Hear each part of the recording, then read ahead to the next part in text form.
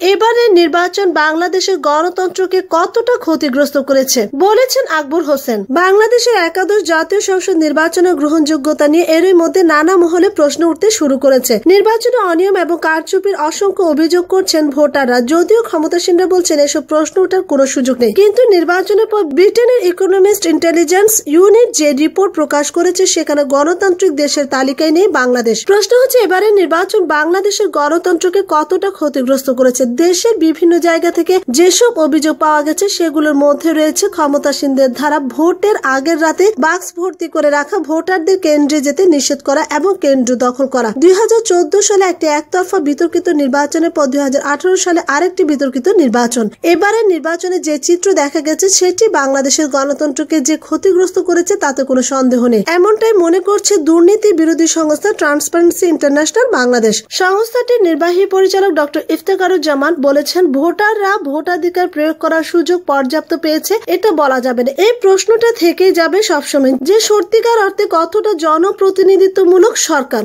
যদি এ ধরনের নির্বাচনটা বাংলাদেশে প্রতিষ্ঠিত হয়ে যায় তাহলে গণতন্ত্রের জন্য এর চেয়ে বড় দুঃসংবাদ আর কিছু হতে পারে না। বাংলাদেশে 30 ডিসেম্বরের নির্বাচনের 50টি আসনের নির্বাচনী প্রক্রিয়ার উপর এক পরীক্ষণের ফলাফলে 47টিতে অনিয়মের প্রমাণ পেয়েছে দুর্নীতি বিরোধী সংস্থা ট্রান্সপারেন্সি ইন্টারন্যাশনাল। 1991 সাল থেকে 2008 সাল পর্যন্ত নির্দলীয় সরকারের অধীনে যেসব নির্বাচন অনুষ্ঠিত হয়েছে সেখানে পরাজিত দল বরাবরই অভিযোগ তুললেও সাধারণভাবে সেসব নির্বাচনের গ্রহণযোগ্যতা ছিল সবার কাছে। কিন্তু 2014 সালের নির্বাচনের পর থেকে বাংলাদেশের গণতন্ত্র উল্টো পথে হাঁটা শুরু করছে কিনা সে প্রশ্ন উঠতে শুরু করেন। সর্বশেষ নির্বাচনের পর এই প্রশ্ন আরো জোরালো রূপ নিয়েছে। রাজনৈতিক পর্যবেক্ষক এবং ঢাকা বিশ্ববিদ্যালয়ের শিক্ষক জুবাইদা নাসরিন মনে করেন, সর্বশেষ নির্বাচনের মাধ্যমে নির্বাচনী ব্যবস্থার উপর সাধারণ মানুষের আস্থা উঠে যাবার দশা হয়েছে। ফলে গণতন্ত্রের প্রথম শর্তে পূরণ করতে পারছে না বাংলাদেশ। আমার কাছে মনে হয় যে নির্বাচনের বদলে এখানে কার্যত হয়েছে সিলেকশন। এটা গণতন্ত্রের জন্য খুবই ক্ষতিকর। গণতন্ত্রের মৌলিক বিষয় হচ্ছে মানুষের ভোটের অধিকার নিশ্চিত করে। এজন্য আমার কাছে মনে হয় যে বাংলাদেশ গণতান্ত্রিক দেশ হিসেবে দাবি করার জায়গাটি ক্রমশ সেখান থেকে দূরে সরে যাচ্ছে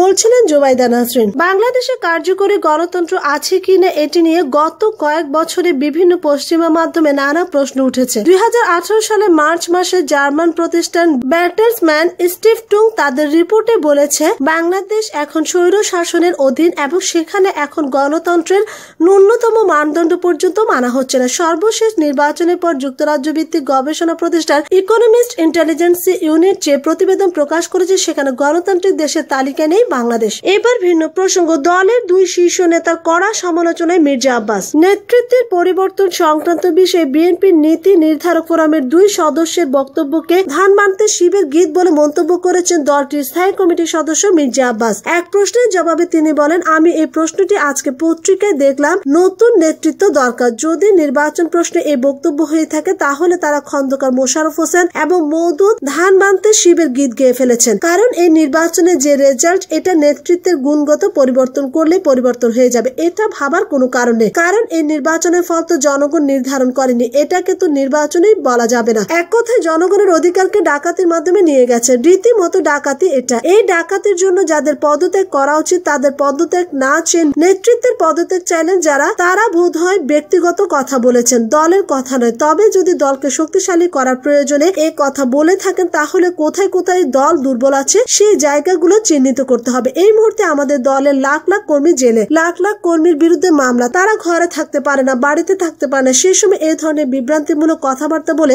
দলের কর্মীদের এক অশান্ত অবস্থার মধ্যে ফেলে দেওয়ার কোন যুক্তি আছে বলে আমি মনে করি না। যারা বলেছেন নিজ দায়িত্বে বলেছেন, এটা দলের দায়িত্ব বহন করে না। নির্বাচনে পরাজয়ের পর বিএনপির ভবিষ্যৎ পরিকল্পনা কি জানতে চাইলে নীতি নির্ধারক ফোরামের এই সদস্য বলেন, বিএনপির পরাজয় হয়নি, বিএনপি কখনো পরাজিতের দল নয়, বিএনপি কখনো পরাজিত হয়নি, বরং জনগণের যে রায় সেই রায়টাকে রাতের বেলায় সরকারি প্রশাসনকে ব্যবহার করে ছিনতাই করা হয়েছে। আগে হতো দিনের বেলায়, এবার হয়েছে রাতের বেলায়। দিনের বেলায় ভোটারদের যে উপস্থিতি ছিল ওরা যদি ভোট দিতে পারতো তাহলে ফলটা নেহায়েত বদলে যেত। আজকে যারা কথা বলছেন তখন বরমাল্য তারা নিজেরাই নিতেন হয়তো। এবার ভিন্ন প্রসঙ্গ, সরকারের বিপজ্জনক অবতরণ হবে বলেছেন রিজভী। মানুষের ভোটাধিকার দ্রুত ফিরিয়ে না দিলে সরকারের বিপজ্জনক অবতরণ হবে বলে মন্তব্য করেছে বিএনপির সিনিয়র যুগ্ম মহাসচিব রুহুল কবির রিজভী। মঙ্গলবার সকালে রাজধানী নয়াপল্টনে বিএনপির কেন্দ্রীয় কার্যালয়ে আয়োজিত সংবাদ সম্মেলনে তিনি এই মন্তব্য করেন। এত শান্তিপূর্ণ নির্বাচন বাংলাদেশে আগে আগে কখনো হয়নি। বিএনপির নেতারা পরাজিত হয়ে হিতাহিত জ্ঞান হারিয়ে ফেলেছেন। আওয়ামী লীগ নেতা ও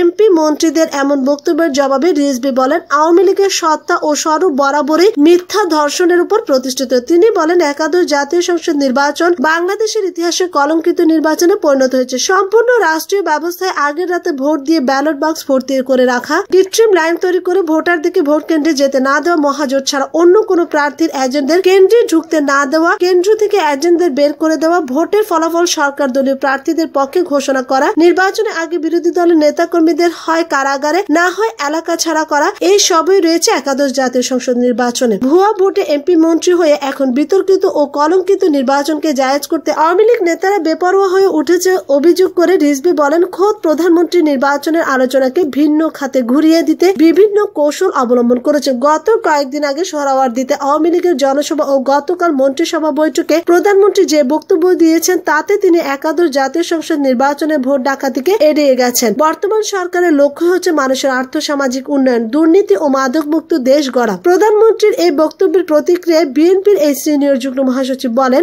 মূলত মহাভোট কারচুপি ধামাচাপা দিতে এখন প্রধানমন্ত্রী এসব পদ্ধতি অবলম্বন করছেন। মানুষের ভোটের অধিকার কেড়ে নিয়ে রাতের আধারে ভোট দিয়ে গণমাধ্যমকে নিয়ন্ত্রণ করে বেগম খালেদা জিয়াকে অন্যায়ভাবে কারাগারে আটকে রেখে শেখ হাসিনা সুশাসন প্রতিষ্ঠিত করতে চান। আসলে শেখ হাসিনার মুখে সুশাসনের অর্থ হলো দেশব্যাপী মৃত্যুর দোলাচলে এক মরণ হরণের অভিযান, গুম ও বিচার বহির্ভূত হত্যার মাত্রা বৃদ্ধি পাওয়া, বিরোধী দলীয় নেতা কর্মীদের বিরুদ্ধে অসংখ্য মিথ্যা মামলা দিয়ে কারাগারে ভরে রাখা। কারণ তিনি নাটকীয় ভঙ্গিতে যা বলেন তার উল্টোটাই বাস্তবায়ন করেন, অভিযোগ করেন রিজভী। তিনি বলেন, সময় থাকতে ভোটাধিকার ফিরিয়ে দিতে হবে, নইলে সরকারের বিপজ্জনক অবতরণ হবে। তাই দ্রুত পদত্যাগ করে দেশে নির্বাচনকালে তত্ত্বাবধায়ক ব্যবস্থা ফিরিয়ে দিতে হবে, সমাজে ন্যায় বিচার প্রতিষ্ঠা করতে হবে, গণমাধ্যমের স্বাধীনতা ফিরিয়ে দিতে হবে। এবার ভিন্ন প্রসঙ্গ, নির্বাচনী প্রচারণায় অংশ নিতে দেশে আসছেন শাবানা। নির্বাচন উপলক্ষে দেশে ফিরছেন বাংলা চলচ্চিত্রের স্বর্ণালী যুগের অভিনেত্রী শাবানা। ক্ষমতাসীন আওয়ামী লীগের প্রার্থী হিসেবে এমপি নির্বাচন করবে অভিনেত্রীর স্বামী ওয়াহিদ সাদিক। তার প্রচারণা কাজে যুক্ত হবেন অভিনেত্রী। এই জন্য দেশে ফিরে তিনি যাবেন যশোর, সেখানে সংসদীয় আসন 6 থেকে প্রার্থী হবেন তিনি। সূত্র জানিয়েছে, আগামী মাসে দেশে ফিরছেন কিংবদন্তি এই অভিনেত্রী। এই যাত্রায় কয়েক মাস তিনি বাংলাদেশে থাকবেন। শাবানার স্বামী নির্বাচনে অংশ নিচ্ছে তার ইঙ্গিত পাওয়া যাচ্ছিল বছর খানেক আগে থেকে। বেশ কয়েকবার স্বামীকে নিয়ে কেশবপুরের সাধারণ মানুষের সাথে মত বিনিময় করেছেন।